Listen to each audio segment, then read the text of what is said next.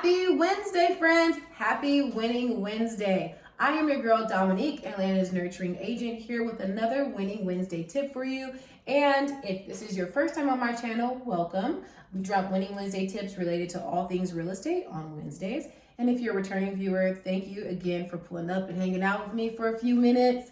I want to just thank y'all for sure, for real, for being here on my channel with me, because there's so much information out there. You don't necessarily have to come here for it, but you have chosen to click on this video. So I'm grateful and I'm thankful. And I just want to tell you that.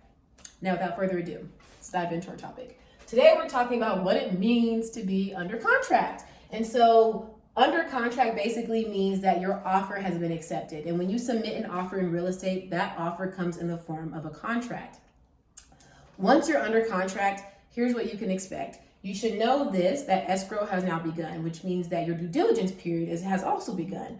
And your due diligence period is a specified time frame within your contract that you agree to get certain things done. And so what I mean by certain things is primarily your inspection, your earnest money is deposited at that time, and inspection, earnest money, and then any type of communication with lenders can occur during this time too. But usually your inspections are done during this time and you deposit your earnest money at this time. And the reason that is of relevance is because this is also generally speaking, the time frame where you're able to get your earnest money back. And earnest money can run in several thousands of dollars. I've seen earnest money up to like $10,000 at one point. So you just want to make sure that you're being very cautious of your due diligence period. Now, if you have a good agent, your agent will also be on top of you in regards to your due diligence period. They will be checking in periodically, asking whether or not you've had your inspection done, the earnest money, so on and so forth. They actually will be the ones to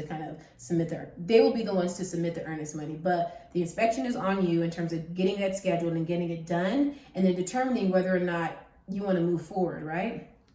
And so some of you may be wondering, well, why do I need an inspection? Like, it's a house, and a lot of times the sellers will provide what's called a seller's disclosure, which kind of goes over what repairs have happened to the property, just like the history of the property and what you need to be aware of moving into it. And the inspection is your opportunity to verify that information. And that's why that inspection is so crucial and critical to the successful sale of a home. So I recommend you always have an inspection. Now, in this market that we're in, some people are foregoing an inspection because the inventory is so low. So they're just like, you know what, I trust it, I'm gonna just dive in there.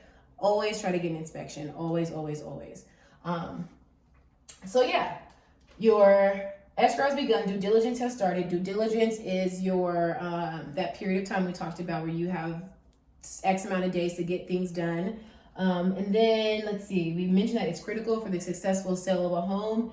And then let's see, your earnest money.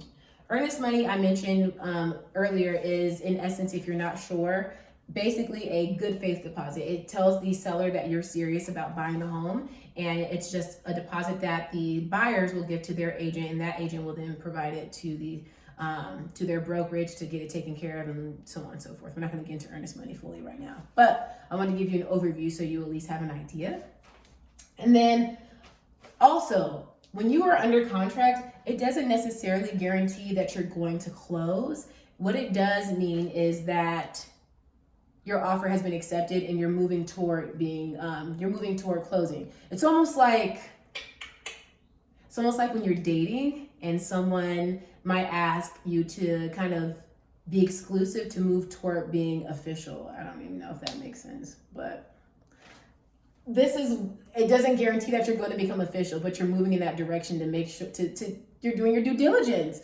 And that's what that is. So when you're under contract, you're exclusive, and then when you close, it's official.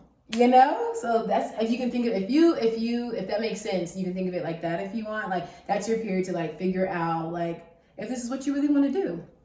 So anyway, I hope this was helpful. I know I didn't dive too much into earnest money and how that works, but what I did want to make sure you understood, at least at the bare minimum, was what it means to be under contract, which is your offer being accepted, and then what you can expect during that time while you're under contract, which essentially is you are hiring your inspector to get the inspection done of the home to make sure it's up to par. If it's not up to par, you're using that due diligence period to get your earnest money back. But then also you're under contract, you actually submit earnest money as well, which is your deposit. So deposit, your inspections, and then if all things go well, you move forward. And if they don't, then you get your deposit back. And that's it. I hope this was helpful. I know that you're going to be seeing a lot of under contract in this market if you are in the market, but not to worry, because you too will soon be under contract and we're going to claim victory on that. So I hope that this Winning Wednesday tip was helpful. I hope that it was able to provide some information, and yeah, keep winning. Have a nice Wednesday, friends.